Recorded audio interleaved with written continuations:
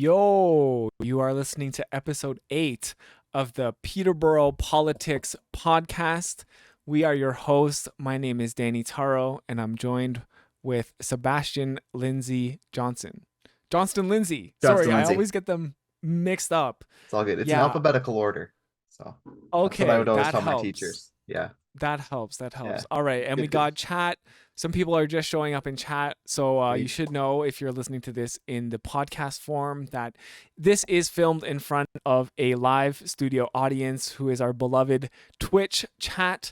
And there are video versions also available on YouTube if you want to actually see us and see what chat is saying. We have a lot to talk about today. Including COVID-19 status in Peterborough. The main topic of conversation will probably be the official plan, which some people are abbreviating to OP, which means something different in online culture. It means overpowered. Just to get a quick hot take, do you think that the official plan is overpowered? Overpowered, you mean like coming from like the province, like overpowering the city? Or just a quick yes or no. Don't overthink it. You know. Yes. Is it yes. Is it OP? Okay. Yes. Yes. The official plan is OP. All right. Yeah. It's official. We can. It's officially The official OP. plan. The official plan is officially OP. There we go. That's right. You heard it here first. It's OOP, not to be confused with the OPP. Anyways, we're also going to talk about naloxone training for city staff or lack thereof. Talking about housing, both some funding from the province as well as Trent University. And we are going to talk about art and also some abominations in city infrastructure, which is just like a fun way to talk about an intersection. Just a direct quote too. Yeah, a direct quote of the mayor saying that an intersection is an abomination. So, and it's true. It is. It really is. As somebody who lives close to that intersection, Park Hill and Elmer, I can tell you for sure that it's very dangerous to cross, and I do it almost every day. I'm just like gambling with my life out there. Oh, Danny. So we will, if you are really interested in the abomination, you're going to have to listen all the way to the end. And I love that this is like our hook to like get people to listen is like, we're going to talk about an intersection, because at the end of the day, we are intersectionalists. Just rolling with the puns today. This is like just impenetrable inception level layers of puns and acronyms, and that's right. I love it. I mean, I'm here for it. That's what we try to do here. So before we get started, it's important to also hook the audience, and the kind of catchiest story of the week is that Justin Trudeau visited Peterborough, and he paid a visit to his dear old friend Maryam Monsef, as well as her husband and their 1-month-old child. Yeah. There are some fantastic pictures coming out of this, and it's really adorable. Justin Trudeau, who is also not wearing a mask. That is kind of my main concern, is that Justin Trudeau choosing not to wear a mask in front of a newborn child. That's interesting optics. Personally, I would be a bit nervous about giving my newborn baby to somebody outside of my family who goes on tours constantly and interacts with like thousands of people, and have them not wear a mask. But, I trust maybe that some other precautions were maybe taken. Yeah, hopefully they did some rapid tests beforehand. Yeah. This is an interesting story in Kawartha now, right? Again, gotta shout out Kawartha now. Because I don't even think they knew exactly when he was here.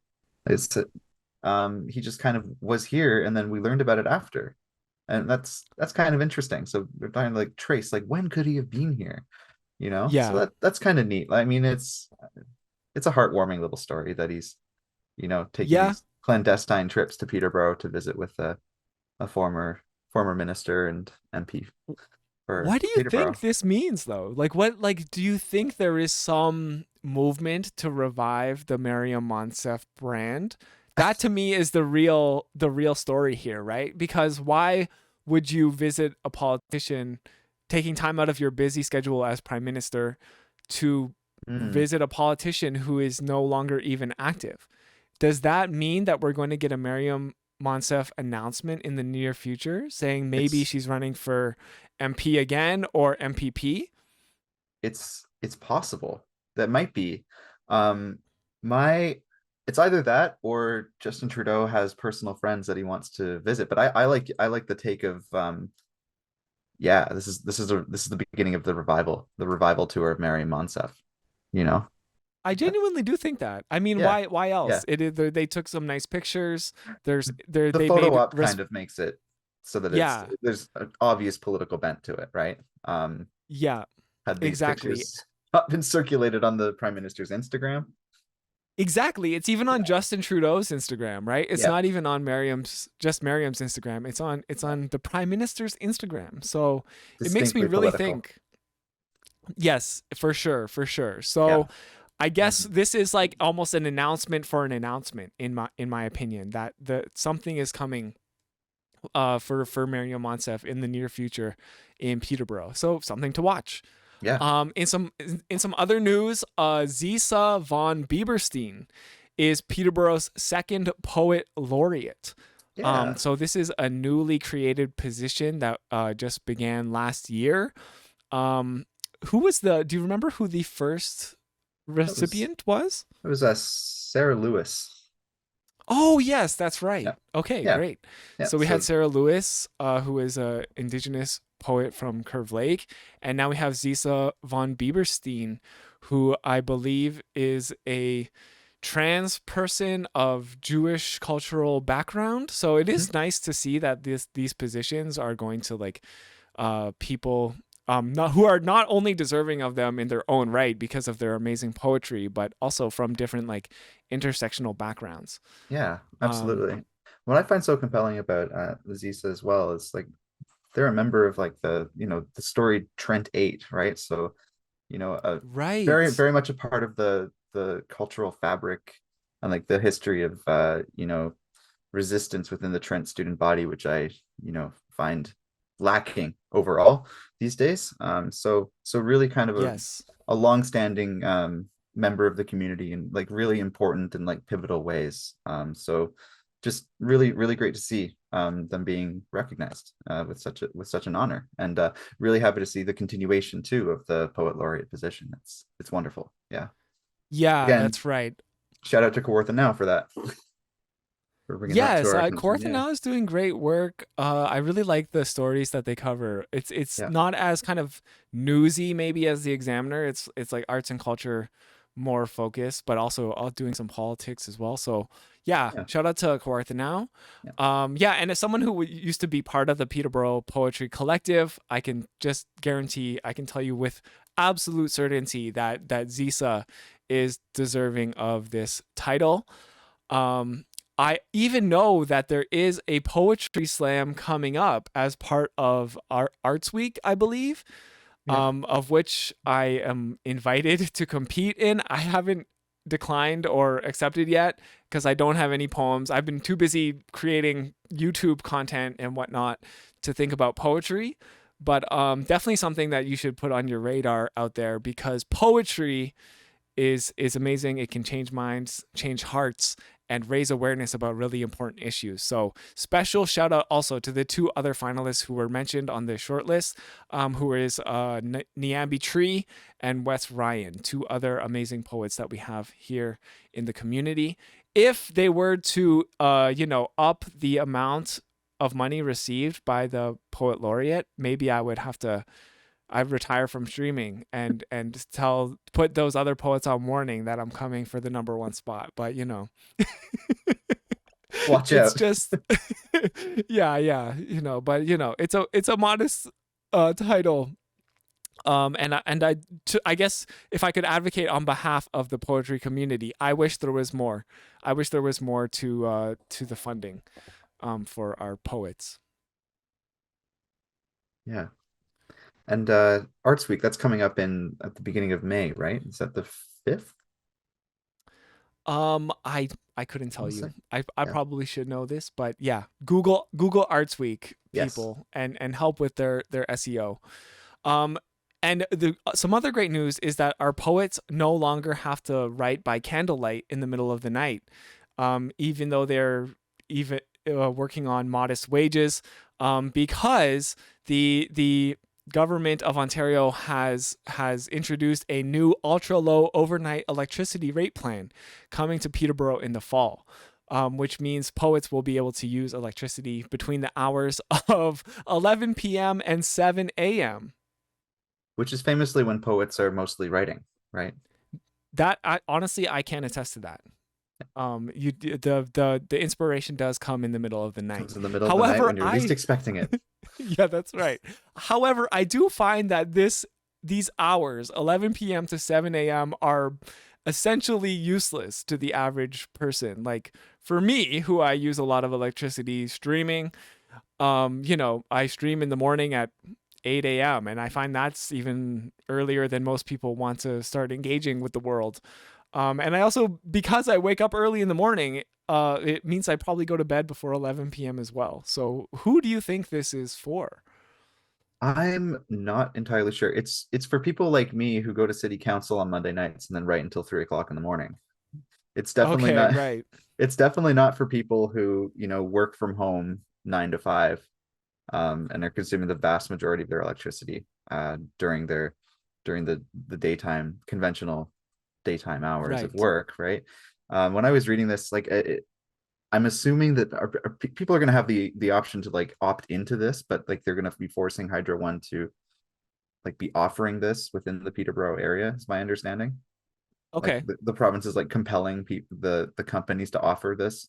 So I suppose that yeah, it'll benefit people like me who stay up very late at night and write at home.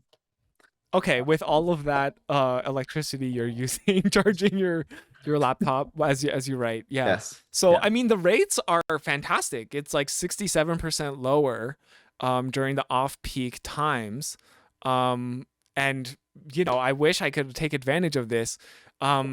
It's funny to me cuz like MPP Dave Smith has announced this as if it's like some grand thing. And he is specifically pointing out people who own electric cars can take Yes. advantage of this by Yeah. charging their vehicles overnight. And as someone in chat is saying, you can do your laundry overnight, I guess. If you could, I wish my machine had like a timer. I got the old school machines, Hmm. so I can't do any of that. But really, this seems like an announcement for people who can afford an electric car, Yes. which, Yeah. because the Ontario government also cut all the incentives to buy an electric car, um, are few and far between. Here's the incentive though. It just got cheaper to charge it overnight. I guess that's like is that the incentive now? Yeah, I guess so. Yeah. Yeah. I You mean, know, um, at this point, like I, it's really just it's going to help my landlord. Um, you know, I think to a certain degree. yeah, You know, maybe the landlords should only let people use their washing machines during like I remember like when I the lived in night. yeah when I lived in London, my landlords strongly advised me um to only do laundry at a certain time. Okay, Yeah. great. Well, I'm Yeah. glad there So are some landlords who will maybe benefit from this, yeah, and the 1% of earners all the people with the electric who can cars. afford electric Yeah. cars. Yeah. Yeah. I don't know. That's something that always grinds my gears. Like obviously, I would support a green transition, and I think it's important to move the world in that direction. But it also is not really affordable for the average person to buy an electric car.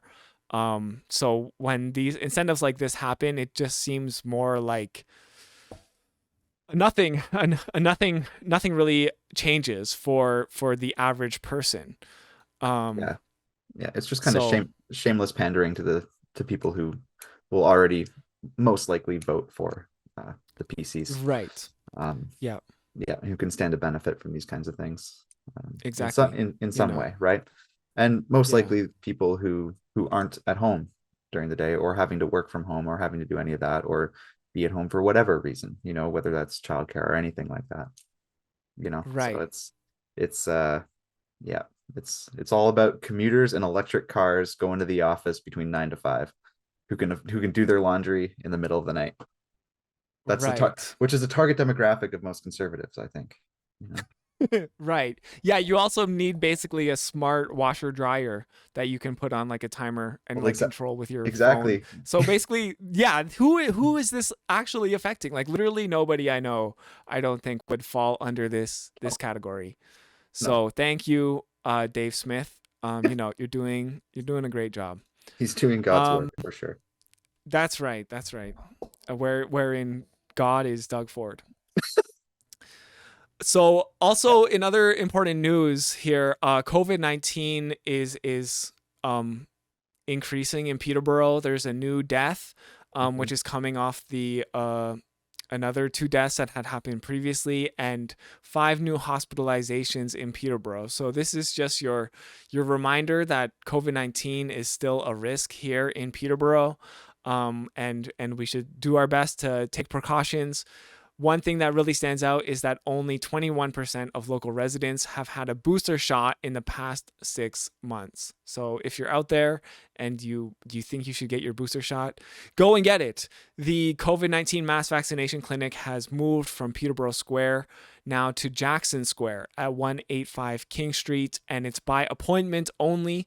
So if you want to get your booster, you have to do so on Thursday and Friday now from 9:30 a.m. to 4 p.m. So a bit concerning that the time is so limited to get your booster. Maybe that has something to do with the low turnout and the low vaccination rate. But just a reminder to wear a mask, wear a respirator, get your vaccination shot. And now that the weather is unseasonably warm, maybe Mhm. just get some time with friends outdoor instead. Yeah. Moving on though, because nobody wants to talk about COVID, because it bums people out to remind people that we're still in the middle of a global pandemic. Um, let's talk about the official plan. Yeah. Yeah, let's get to that. There's a lot to talk about there. Um, Ye- so reporting is sparse on this because it was approved at 3:30 p.m. on Tuesday. So like directly before council.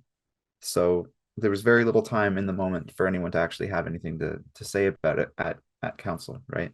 Um, but needless to say, there's 61 recommendations which have been not I shouldn't say recommendations, they're changes to the Peterborough's Modifications. modifications to the official plan that had been submitted to the province in November of 2021, and we're just receiving approval of it now. It seems like the process for feedback only transpired like back in December through to January. So relatively slow moving process to again carry forward a theme with everything we talk about here on the podcast. Um, but yeah, so some of the main things that the province kind of came back and made changes to, specifically the heights in height limitations within Peterborough. The original version of the official plan had mandated a maximum height of 8 stories. That has been axed. The province has decided that that is not something uh, that will transpire within Peterborough.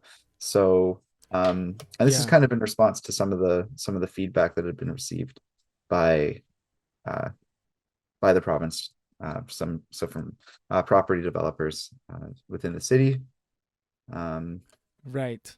yeah, and then I also guess like yeah, yeah, so this it kind of is highlighting this interplay between the municipality and the province and also the interests of developers, right? So Peterborough had decided that it didn't want any buildings taller than 8 stories.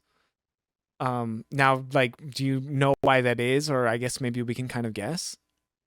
I'm not entirely certain as to the reason why, other than just kind of maintaining like the general height limitations within the city, Right. to maintain like uniformity within the downtown.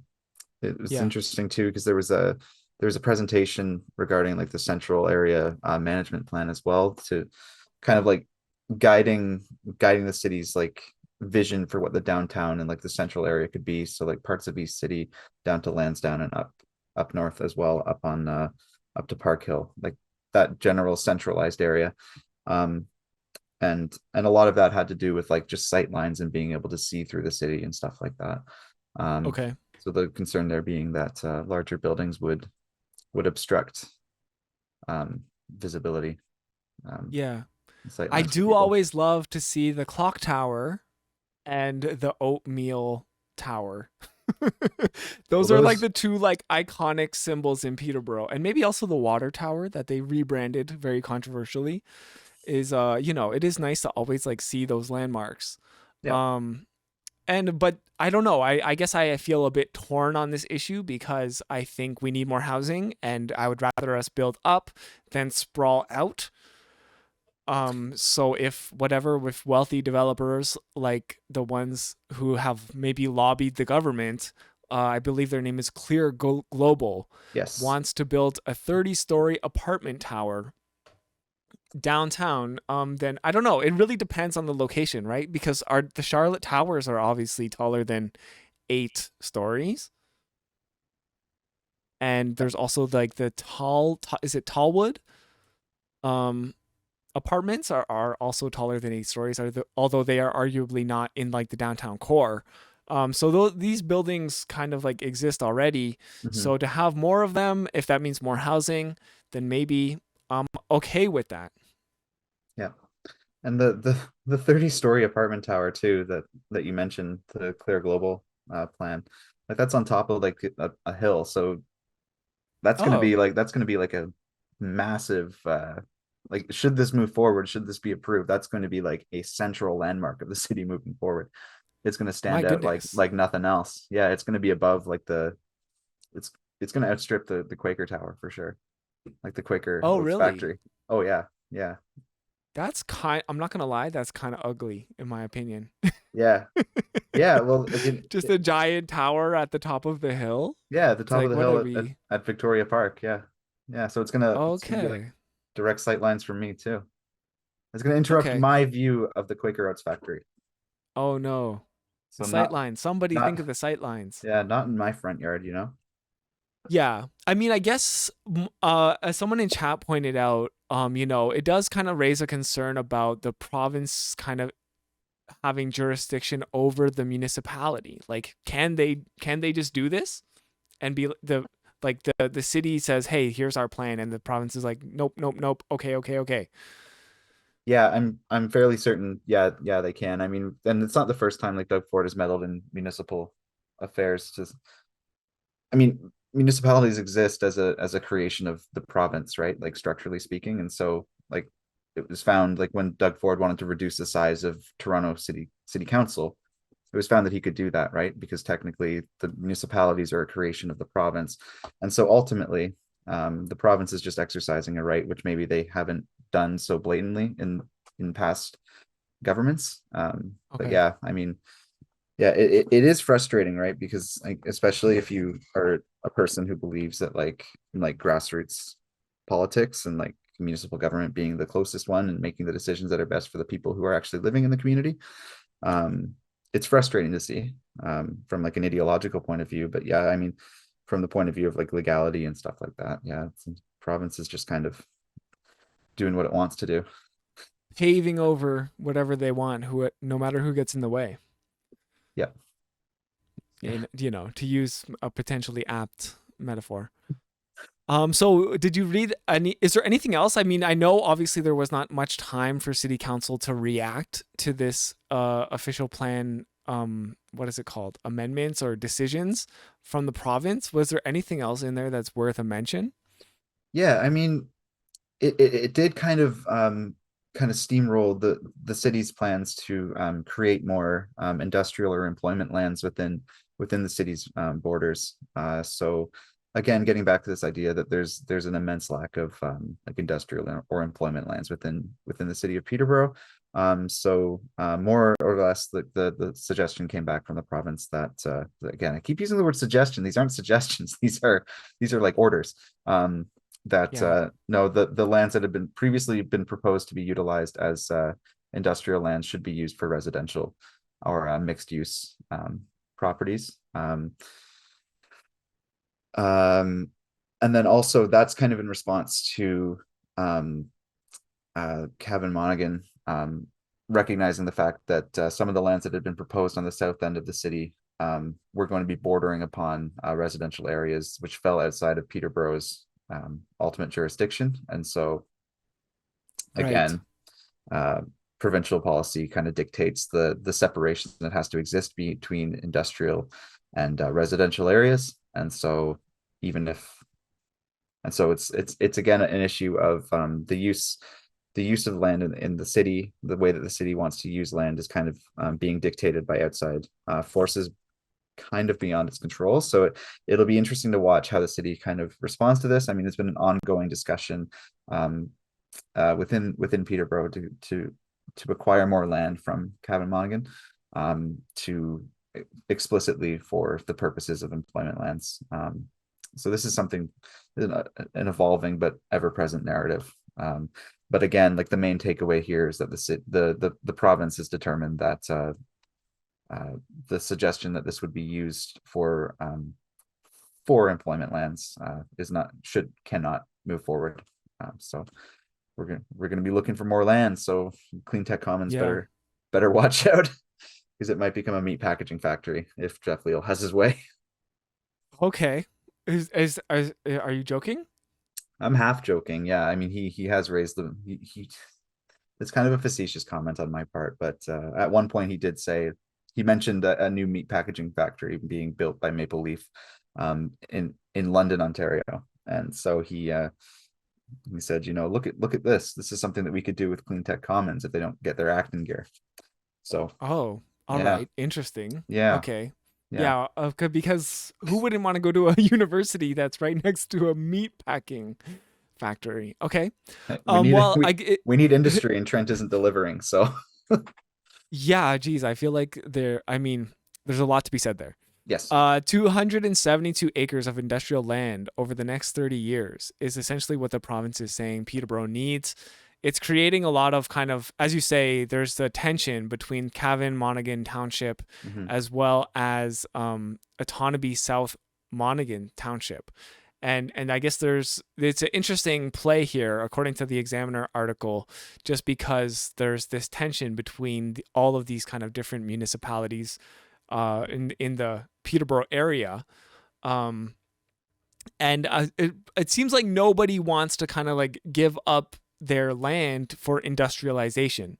They would rather see that land go towards housing, Mm-hmm. because my assumption is because it is probably more profitable to be a landlord with housing than to be a landlord for industrialization. That is just kind of my takeaway from this. So yeah, Yeah. it is interesting. I guess we will hear more about this and how this affects Peterborough and the other boundaries of the city in the coming weeks, because it's probably going to take some time for city council to react to these modifications from the province. Yeah, yeah, it's going to be come in the form eventually of a report from staff, basically how to respond to this and like move forward from it, and make decisions moving forward, specifically surrounding the like as I mentioned, like the central area plan that had been presented in the midst of these decisions coming down from the province. A lot to say about. There were a lot of questions. There were a lot more questions that arose basically from city councilors asking, well, how does the new official plan as it stands now affect this moving forward? And it was kind of a very circular conversation Right. regarding, well, we don't know. And then the councilors were like, well, then we can't do anything. And they were like, well, technically you can, because this report isn't binding. And then they were like, it was ridiculous. We don't have to get into that. But yeah, a lot of Okay. things. There's going to be a lot more consultation surrounding what's going to happen downtown specifically. And then of course, more discussions with neighboring municipalities and counties as well. Yeah.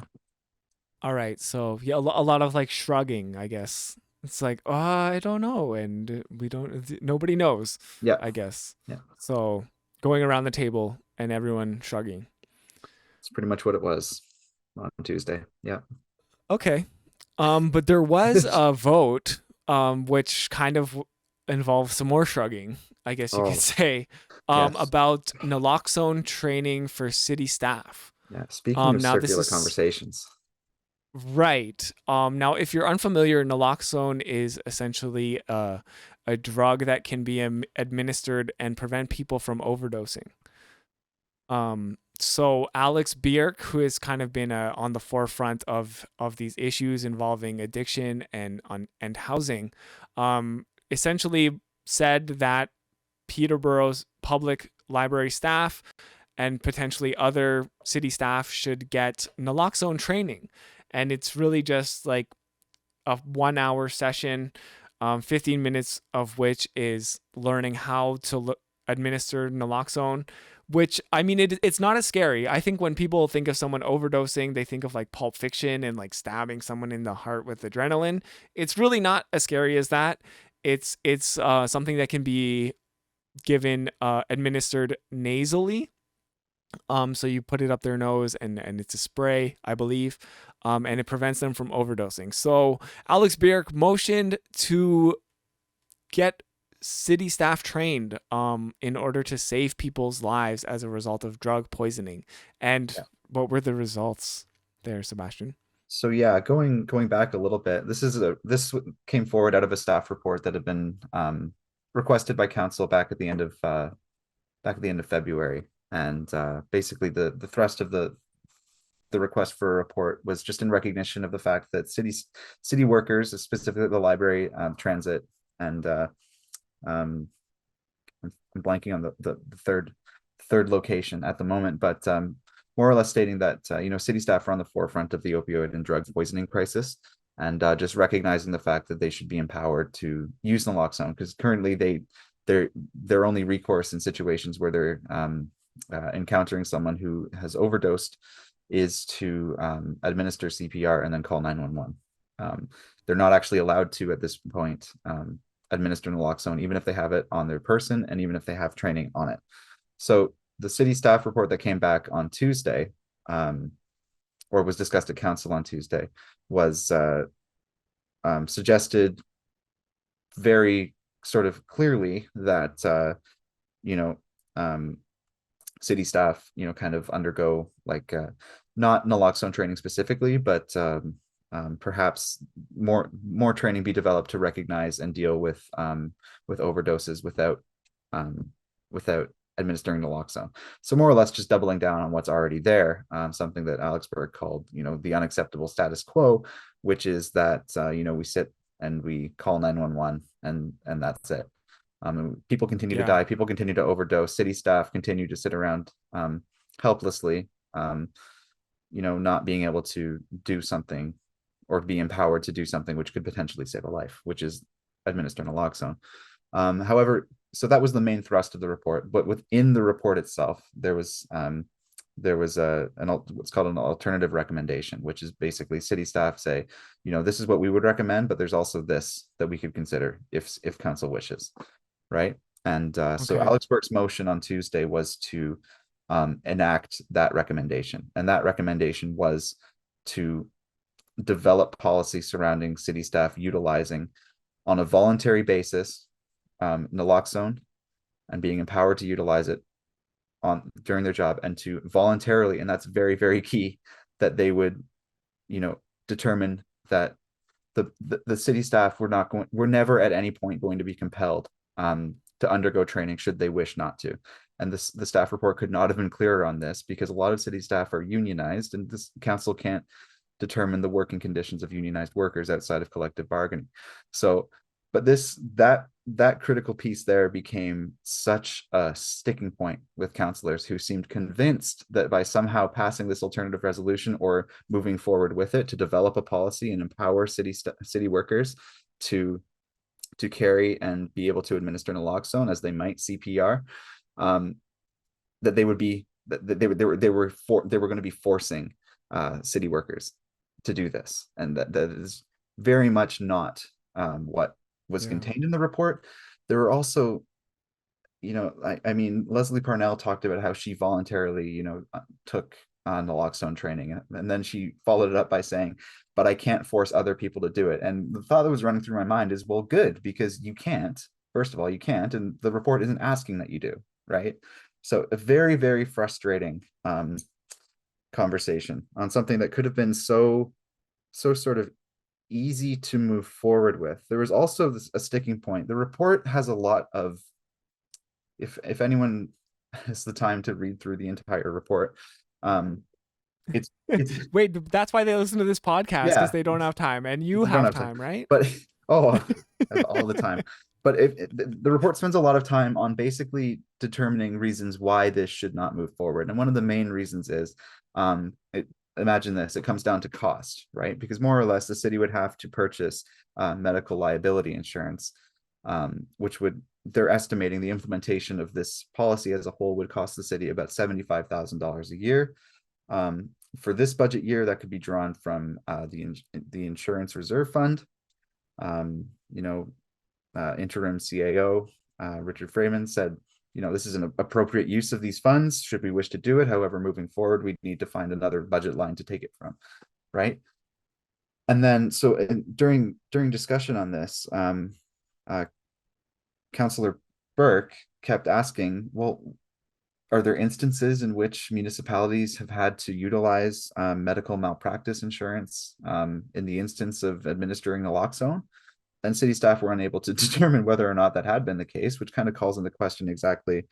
I guess I'm not quite sure if they're operating from a point of view of better safe than sorry, but there were no clear answers on whether or not in municipalities where similar policy had been enacted, that there had ever been anything to do with medical malpractice being brought against the city for any reason concerning this. So a lot of, that's not to say that that couldn't happen and that the city shouldn't be carrying insurance. That's just to say, where is the information in the report kind of coming from? Is where it's very unclear where it's coming from, I should say. Right. Like, how did you draw this conclusion that, like, this is what is necessary? Yeah. And the other major point that Alex, Councillor Burke, brought up was the fact that there, within the report, there's this implication that somehow by having naloxone available to city workers in places like the library and the transit hub downtown, that there would be an increase in drug use in these areas, which is, I'm not sure I have to how much I need to explain to like the people listening that's, you know, extraordinarily stigmatizing and just reinscribes certain understandings of you know, addiction and the people who use drugs, that somehow they're going to be more likely to utilize drugs in public spaces as a result of having safer spaces. Like I cannot, so much of what happened, and a lot of these discussions are so circular in nature and so sort of obscene, right? Like, again, like to see these narratives play out over and over and over again, it's like I can't imagine how it feels to be, you know, Alex or any of the other councillors who voted in favor of this. I should say it was I don't know, we need to come up with a nickname for the three councillors who tend to vote in favor of you know, logical progressive motions. Burke, Joy LaChica, and Matt Crowley, friend of the pod, Matt Crowley, right? You know, the three of them again. Coming so it through. was it was like 3-7, three obviously losing for this to happen. And the idea that, hey, maybe I'll go OD on fentanyl near the library because don't worry, city staff will save me. You know, it is just absolutely absurd. And again, when asked directly, where are you getting this information, city staff couldn't speak to it in any reasonable or logical way. You know, they talked around the point, and then very oddly talked about the fact that this since the implementation of the CTS, like there have been lowered instances of overdose within the generalized area What? of the downtown. And it's like, No no, way, Sebastian. No no, way. no shit, like seriously, seriously. So you're talking about the fact that Yeah. more people are going to be using drugs in public spaces as a result of city workers being empowered to administer naloxone, while also saying that creating safe spaces to use drugs actually decreases the calls for service for medical staff. And all of this is based on the understanding that ambulance response times in the city are good. They're good enough, um, Right. good enough for our purposes, and so there's no reason why we should empower city workers. They can Yeah. just keep calling 911, and people will continue to die. And That seemed to be a lot of the sentiment. I mean, I wasn't at the meeting like you, but from Joel's Twitter, there were a lot of people, including the mayor, just saying, hey, paramedic response times are less than 5 minutes. And like, I guess like, cleaning, washing your hands of it all, like, hey, well, we're doing enough. yeah, Even though, as Alex Birk points out, the status quo is not acceptable. We have had 70 deaths in the last 12 months, 70 deaths. yeah, And even if you think saving 5 of those lives through this program or whatever, like literally one person just doing yeah, anything to try to say, hey, 70 people have died in the last year. Why don't we try something different, especially if it only cost us $75,000 annually?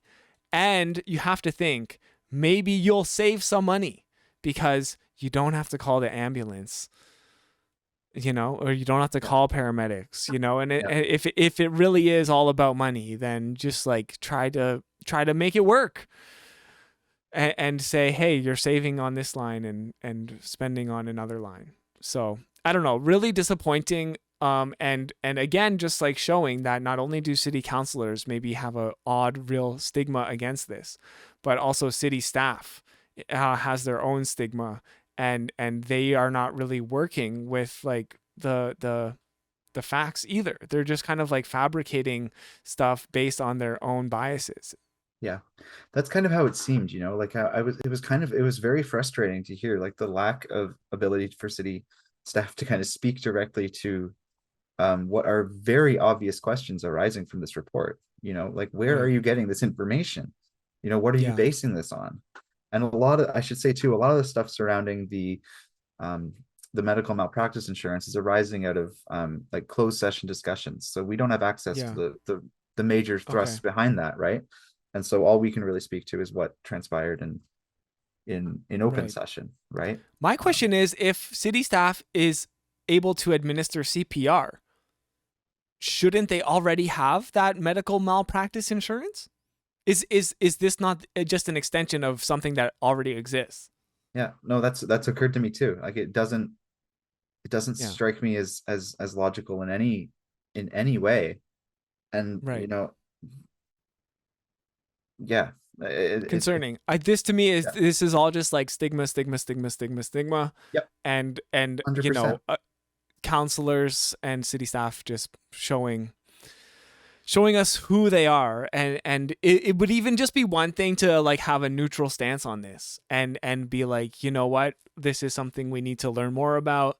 Let's do the Jeff Leal playbook and get city staff to do a report and have it ready Yeah, for us in 2 months, and all of that. But it just really seemed like, hey, we're shooting this down 7-3, mhm. without further consideration. Yeah, I mean that's exactly what ended up happening. And I mean it was never officially moved, but Councillor Burke did mention, like I'd be willing to defer this so that we can get more information from the province, from more municipalities, so that we can make a more informed decision on, even not necessarily, deferring the motion to accept the alternative recommendation, right?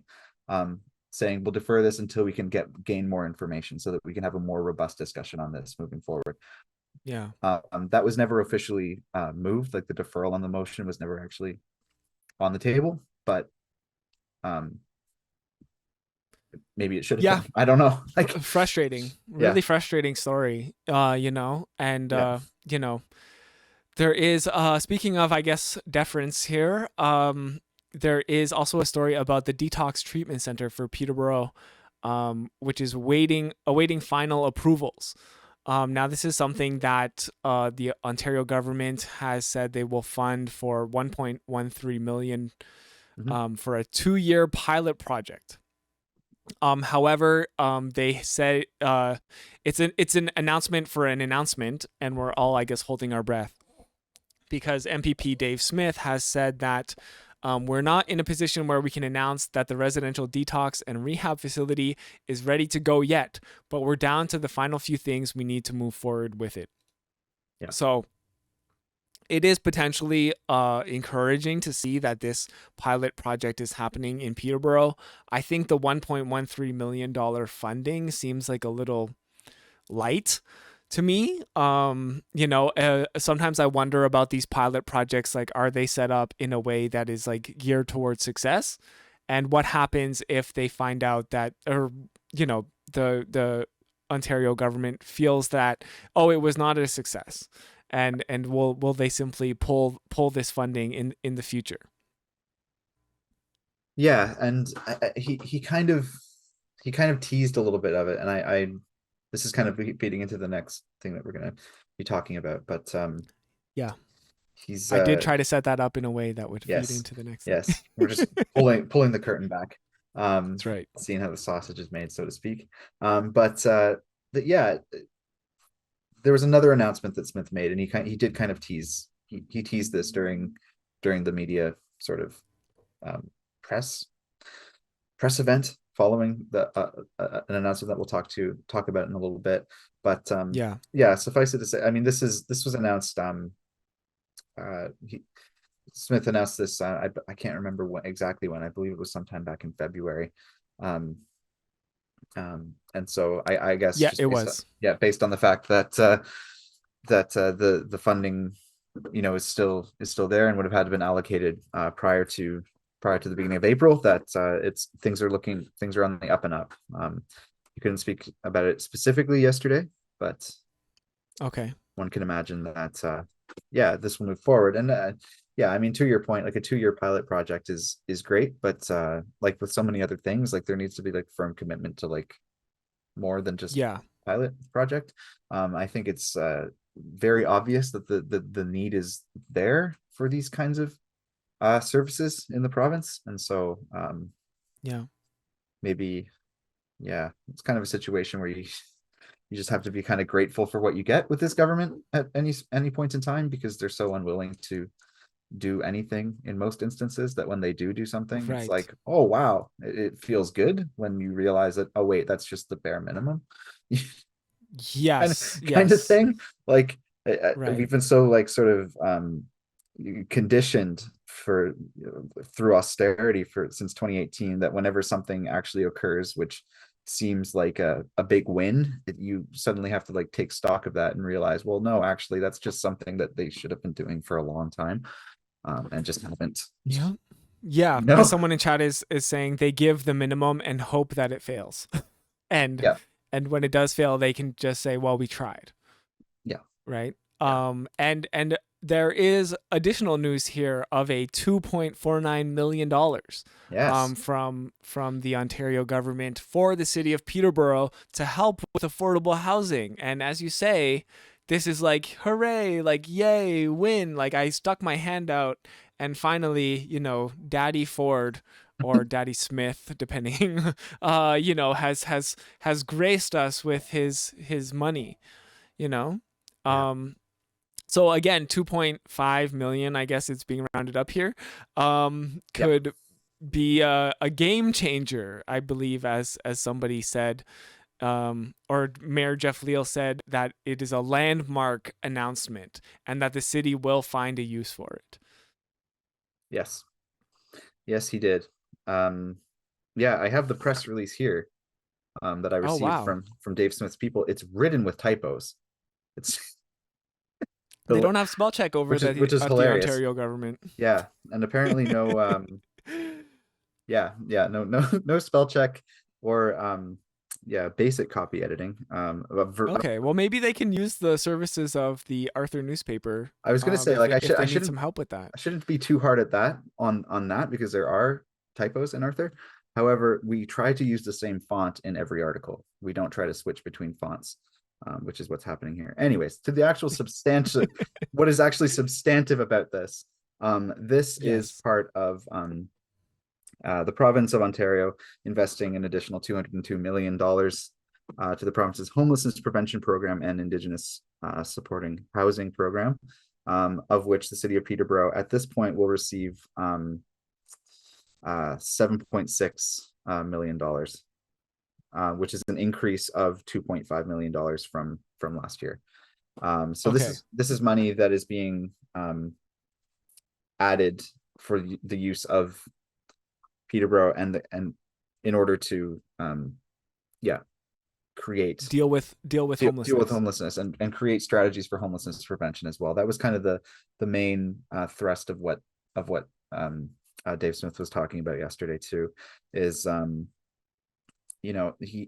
needs to be means to like support people who currently are unhoused, but then also how do we work so that people don't fall into homelessness, which is kind of interesting to hear from a conservative politician, to actually recognize like, whoa, preventative measures should actually be taken so that people don't end up in these situations. But he did kind of What? Wait. One-time preventative measures. This is a one-time increase. So yeah, presumably by the time this $2.5 million runs out, we'll yeah. have successfully solved the housing crisis in Peterborough. Well, of course, because Yes. that's exactly how this is going to work. We are going to solve homelessness in a year, and he was very, very adamant about the fact that this money needs to be spent. It can't be carried forward past April of 2024. So this is money that Okay. solve it in a year, guys. You have a year, and it'll be good. Yeah. It'll be fine. All right. Yeah. I was a bit encouraged to see City Councilor Dave Hakey Mm-hmm. saying to Dave Smith that there's a piece missing here, saying that it needs to come with supports for people in crisis. Now, but what also kind of strikes me is that Dave Hakey also just a moment ago, as we talked about, voted down this notion that we need an extra $75,000 a year for city to be trained to administer naloxone. So I feel like I want to give Dave Hakey credit here for pushing back on Dave Smith and how this money is only allocated for housing and not supports. But at the same time, when those supports are put in front of city council, they show that they either misunderstand or are not willing to spend that money. Yeah, and I mean the part that is quoted in the Examiner piece only really captures part of what Hakey's saying, because he also has this favorite line that he likes to go back to that sort of speaks to, we can't keep, we have to solve the symptom. We have to solve, we can't let Right. people keep going and going and going and overdose, or or be homeless. Like, we need to solve the root issue. And he's very much in line with detox and treatment and everything like that. And Right. I can from a understand very that. sort of punitive point of view. Right. And I like, as a Virgo, I feel like I don't subscribe to horoscopes or anything, but I know it is a trait of Virgos to like want to solve the whole problem. But Yeah. I wish what Dave Hakey would kind of like understand is that like harm reduction is enough in many cases, especially when it comes to politics, especially when it comes to using your collective power to create change. Harm reduction is really the best we can ask for in most cases. We're never going to solve the entire opioid crisis or the entire housing crisis, but we should do our best to reduce the harm that is being done. Right. Yeah. And so you're right to kind of point it out, that is a question, and I think the question can kind of be answered by the maybe kind of selective quotations that are being implemented by in the Examiner article. And that's not to say like there's anything wrong with the piece, but like in a fulsome picture, like, you're right to ask the Right. question, because there was more said that kind of sort of answers the question, Okay. so to speak, right? Yeah. Yeah. I see. It makes sense knowing Yeah. what we know about our city councilors. Yeah. And yeah, it is I guess bringing into question again like how we have access to media and this news in Peterborough. And Hmm. yeah, nothing to blame here for the reporting, No. but it is limited in scope, and even our city reporters have limited time and funding of their own, so not everything is gonna get heard. Again, I wish Hmm. I would advocate again like for a more rapid delivery and more accessible delivery of these raw materials, essentially, which is Yeah. just like the video and the transcript of Yeah.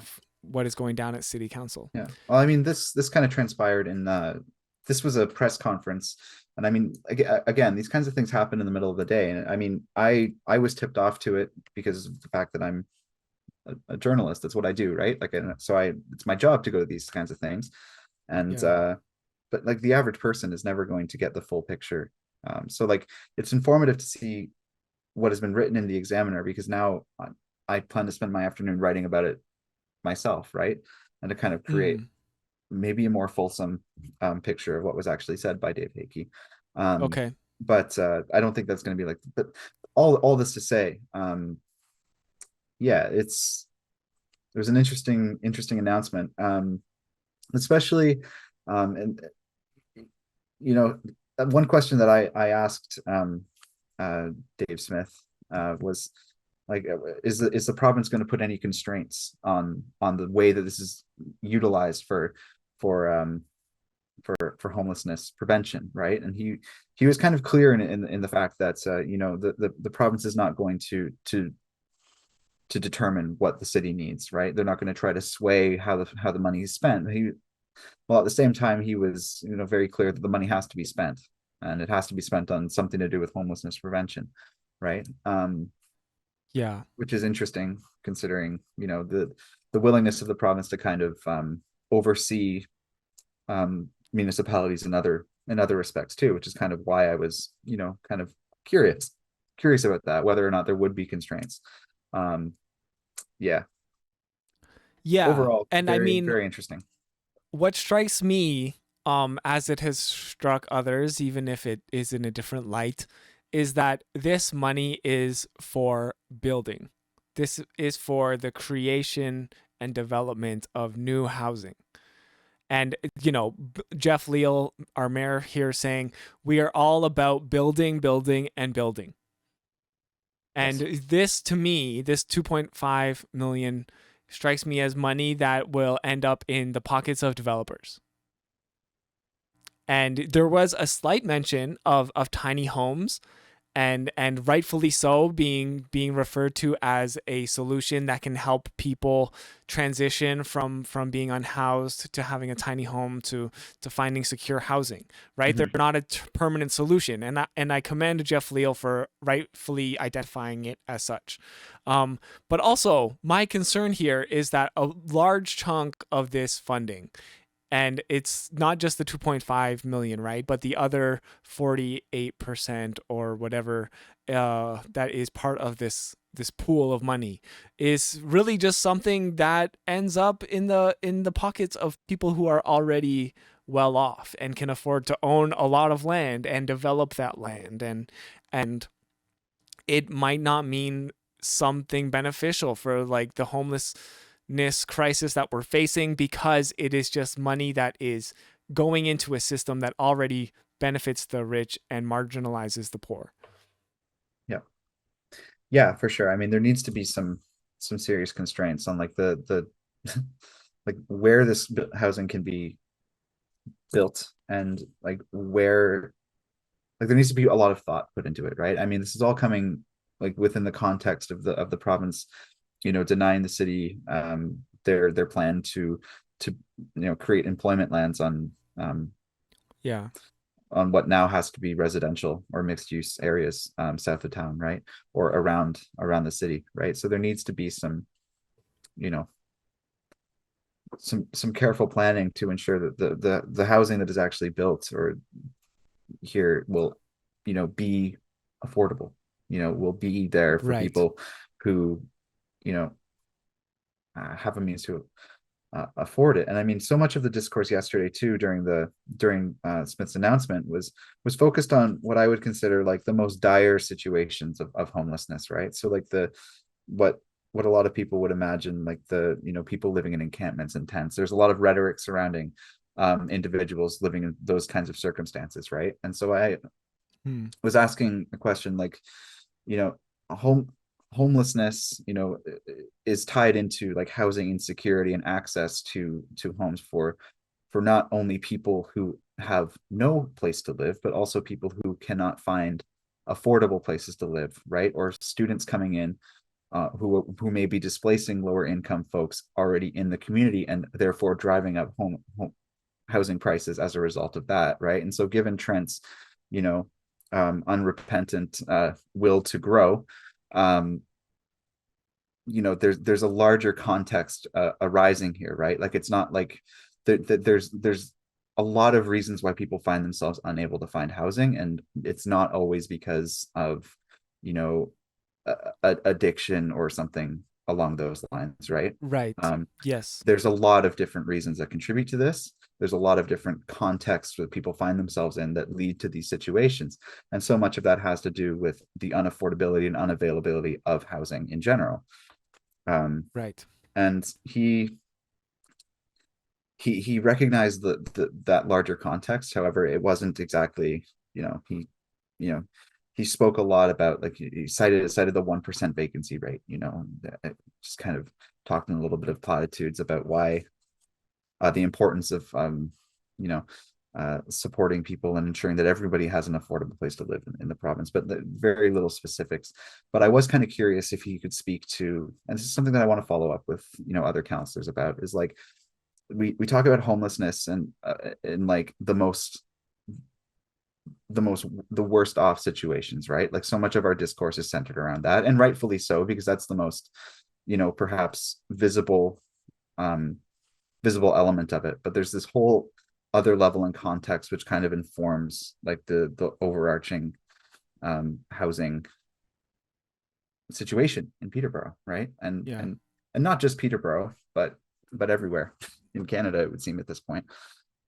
Yeah. Right. And I wish that is the conversation that we were having. What concerns me too is that, like, hey, here's 2.5 million, you have a year to spend it. So make sure you spend it quick. And then it's just like, there's no time to have that conversation. There's no time to say, hey, where do we really need this? It's like, okay, we just need to spend, because if we don't spend, we're going to lose out on that money, know? And as someone in chat, this really, like, I really love what they're saying. They're like, why not increase ODSP and Ontario Works income instead of giving rent subsidies, right? And like, this is money that's going to go to the city. It's going to go to administration staff. It's going to go to developers, and it's going to go to those reports. It's like, you know what? The people who are on ODSP right now need that money to survive, to pay their rent this month, know, and they're already like making this income that is well below the cost of living, right? So instead of just like, hey, here's $2.5 million, spend it within a year, good luck, and this will, and check mark, we've done our job. Instead of doing that, why not strengthen the systemic problems that people are facing? And yeah, as you say, there is a more holistic view that we need to take, and it would be kind of like wrong for us, especially as employees of the student newspaper here in Peterborough, to not say, hey, you know what, Trent is a part of this problem, a huge part of this problem. Fleming is a part of this problem, a huge part of this problem, and they have contributed to the housing crisis in Peterborough in ways that literally like no other institution could ever take responsibility for. So they are also just like getting into this game. And if we know the history of Trent University specifically, we know that they have divested from housing in the city of Peterborough in order to be landlords of the highest order, so that they could build these new annexed buildings in Trent University that are cookie cutter cultural voids, of architecture, which is really sad because Trent University is known for its beautiful architecture. Some of the most highly regarded buildings in all of Ontario exist at Trent University, and now they make these cookie cutter shapes. They are making a new building here that is south of Tim Hortons. Good news, everyone. Yes. You'll be able to get, students will be able to get their whatever bacon belt sandwiches at Tim Hortons every morning. And they're building 215 new student residence beds on Water Street site.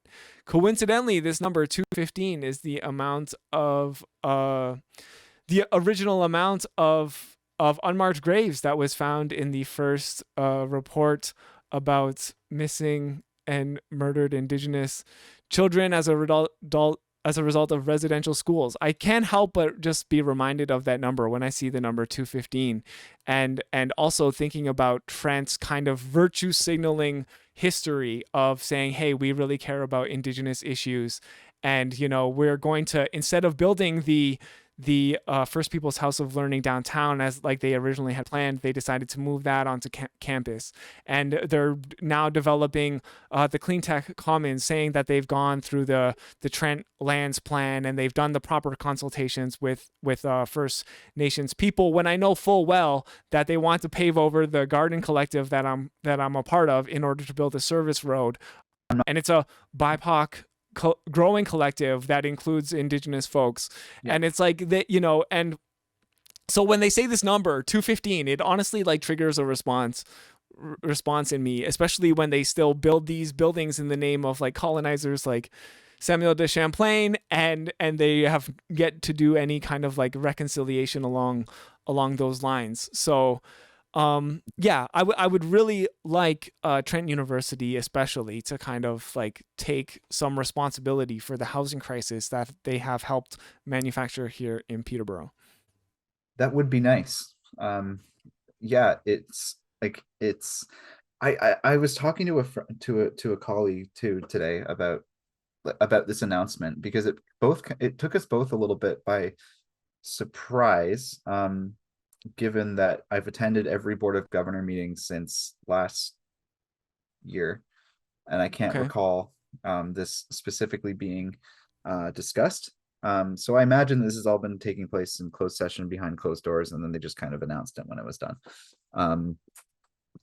It's going to be very close to Osmow's Shawarma, getting back to the food that will be available to the students who will be like a main arterial road in Peterborough in a large cookie cutter building. I was noticing too, I was trying to do the math here.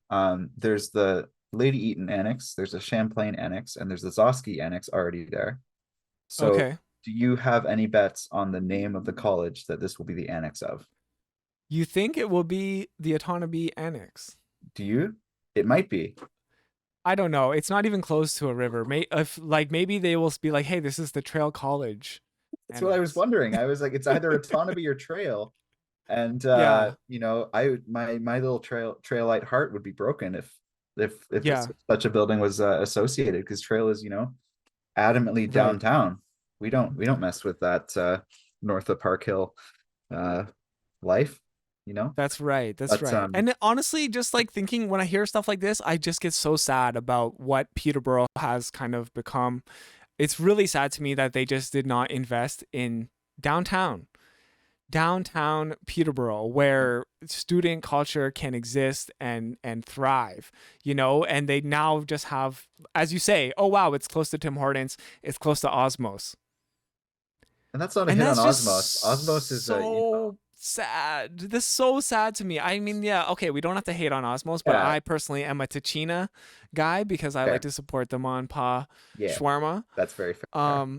And it's just like this to me is so sad. As someone who, like, my first year was when they closed Trail College, and I was there at Trail when there was a giant, essentially, festival / protest and celebration of Trail College's life. And it's just like my experience as a student in Peterborough was downtown. Everything important that I learned about that I applied to my life right now was downtown. Yeah. because I was organizing, I was throwing events, I was networking, I was communicating, I was, doing all of these things that I still apply to my life. And I feel just like the student experience now is just like they're trying to just get them in and out as quick as possible without getting them downtown. I Yeah. I Yeah. interact with students who are in their fourth year, who are graduating this year, and they come to the Gordon Best Theater where I work, and they say, "Oh my God, this is a gorgeous event space. How come I'm just hearing about it? I'm leaving Peterborough in 2 months." And it's just like, yeah, That's so these sad. wonderful things exist downtown. And it's because there's this misintegration of the university and Fleming College and downtown Peterborough. It's like we really are missing out. And the only people who kind of gain from this is like, oh, we're building more residents so we can charge international students out the ass for this like cookie cutter student experience. Yeah. Yeah. I'm thinking back to I went to McMaster for my undergraduate and I lived on campus for 1 year. And then I moved back home with my parents because Okay. grew up in Burlington. But I lived on campus for 1 year, and Yeah. McMaster, for those of you who have been there, like it's separated from quote unquote downtown Hamilton, right? But you have Westdale Village right there, and that's a gorgeous little like community happening. It's beautiful. It's very akin to Yeah. like what downtown Peterborough is, right? So like even if you don't have like the big city vibes, like, or the James Street North District and going all the way downtown, which is only like a 10-minute bus ride, you know Yeah. it honestly kind of makes me sad that students live on Trent's campus sometimes. Like I Right. sometimes I think about what that must be like and I feel bad. I don't know, Yeah. but that's just me. I didn't have that I obviously I can't speak from experience, Where do you Okay, I but just have to ask, I don't know. where do you do your shopping? Right. There's not even a grocery store around Trent. So No, like your student experience is exactly. literally like Tim Hortons and food on campus. It's like you don't even cook. Like you Yeah. have, so you're also just like spending so much money Yeah. because you have to eat out like every meal. Yeah. Like, and Or if you're lucky, one of your roommates has a car, you can drive yeah. into town. And like, what do you do on weekends? Like, I don't know. Like, you depend on transit. You have to be back by a certain time. Like, I don't, I don't know. Yeah, I could talk about it for ages, but like, even like I know. McMaster had like its own, like, multiple clubs that you could go to on campus, right? It had a little mini grocery store that you could go to and like get things if you wanted them, right? Like Yeah, you could get like fresh fruit, and like I right. don't I don't know. I could it We could baffles me. talk all day, but we should move We on. All should. right, so let's. We are already over time, and we need to keep going. At least about one more thing here, which is the abomination intersection. Yes, those of us who stuck, those are the in the chat who've stuck around for this. This is the big time. This is yeah, this is the hot stuff that is happening in Peterborough. So changes to Peterborough's abomination intersection have finally been approved. Now this is Aylmer Street. Is it Almer Street Say and Park Elmer. Hill Road West. This is like really close to my house. I was Yeah. just walking my neighbor's dog around here because that's where they wanted to go, and I thought to myself, "Oh my God, I hope we don't get run over." That would Because be it so sad. literally feels like that every time you're there. Yeah. You're like, I'm either gonna get in an accident if I'm in a car, or I'm gonna get run over because I'm on foot. Yeah. Um, so Mayor Jeff Leal said, it's about time, Hmm. and this intersection has been an abomination from the get-go. So I guess I can't help but laugh at this word abomination. It's like it's such a dramatic word, but I So guess in dramatic. this instant, I think it kind of is warranted. Hmm. So to address this, staff recommends closing the south leg of Bethune Street at Park Hill Road, adding 2 digital speed displaying signs on Bethune Street north of Park Hill Road, and adding pavement markings to narrow Bethune Street in the area to encourage slower driving, and adding a partial bus bay on Park Hill Road West, just west of Bethune Street intersection. This is like so much. So this is basically they're redesigning this entire intersection and the spaces around it. So this bus stop, I guess, would allow eastbound vehicles to pass stopped transit buses. These changes would cost $250,000 plus $30,000 for the traffic calming measures. And I mean, I guess this is good. The one thing that I feel like is missing is like, okay, but how am I gonna cross the street when I'm on foot? Mm-hmm. And there's no answers to that. I guess what I would like to see is some sort of like skywalk, because they're saying that they can't, because this is at a top of a hill and there's a very steep grade. Mm-hmm. They can't put a stop sign, they can't put a stoplight. So they're just getting people to turn off the road. Now, in pretty much all of these cases, they're turning into residential neighborhoods. Mm-hmm. And does that mean more increased traffic in these residential neighborhoods? And also, like, yeah, what does it mean for people on foot? There's nothing in here to encourage people to cross the street safely. And right now, there's no way to cross the street safely. Yeah, it's a nightmare to cross the street safely here. Yeah. The other the other plan here too, specifically at Almer, is to build a median between, like, in the middle of Park Hill there, to prevent left turns onto Park Hill coming south, because it's treacherous. It's a treacherous place. I avoid it. I intentionally, if I ever have to go up Chemong or anywhere Yeah. up in that area, I intentionally drive like straight onto Reed Street, like, and avoid that whole area completely of Park Hill. I do not go there ever. Yeah. Every time I do the same, because I have to drive up here because I live here. Yeah. And if I want to be safe, yeah, I take Reach Street. Every time I don't, though, I think to myself, if I ever have kids, I'm never going to drive this way, because, okay, yeah, I can maybe feel comfortable making that sketchy decision of when to cross Park Hill. Mm-hmm. I honestly feel like it's dangerous, and I'm like, okay, that's my life, and I'm a pretty good driver. But if I had kids, there's not a shot in hell I No, would be using that intersection. no, and it's not even it's like the Elmer one's especially bad, especially if you want to go straight, because it doesn't line up properly, right? Like, it's a little bit wonky. But Right. You can't even see the oncoming traffic from the other direction. yeah, Coming from the north, because that's all like walled off, and you have to do a little sneaky S turn. yeah, yeah. So Yeah. so anytime I'm coming down, if I have reason to go up to Chemong Road, um, Yeah. I just avoid turning onto Park Hill anyway. Yeah. And yeah, And they said it's, there's so many accidents, 28 yeah, collisions there between 2017 and 2022. yeah, Obviously, which is super horrible. unsafe. Yeah. Yeah. So I'm glad actually that something is being done. This is something that our city councilor in the North End, Andrew Beamer, has promised to do, is fix some of these weird traffic situations. And I guess this is probably good. I wish there was more stuff like this, and this kind of move towards urbanization, um, and really good city design.